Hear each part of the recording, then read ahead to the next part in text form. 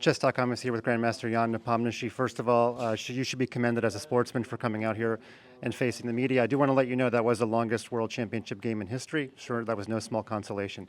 Let me ask you, what was the moment where you knew you were going to have to defend that for many hours? We all know Magnus plays this way, but what was the moment where you knew I have to try to grind this out?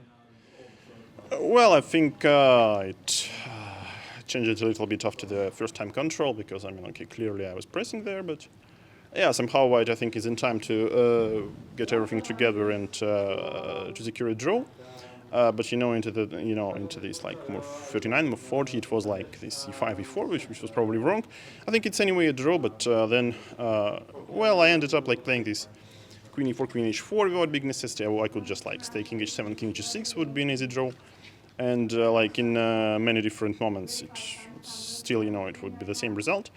But somehow, what to do? So I guess the final endgame, like rook and knight against queen, is probably also a draw, but you need to be very precise. But here you basically play blitz, and it's difficult to defend.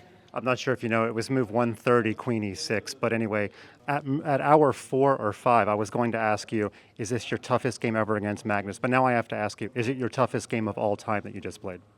Not really. But what do you mean 140 to queen e6 after which one? The table bases were okay with your position until queen e6.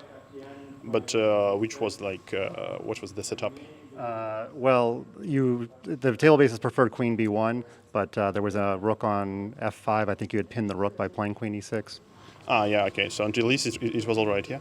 No, okay, it's very difficult. So White improves. So, okay, maybe it's still a draw, but, it's hard to understand humanly. Thanks so much.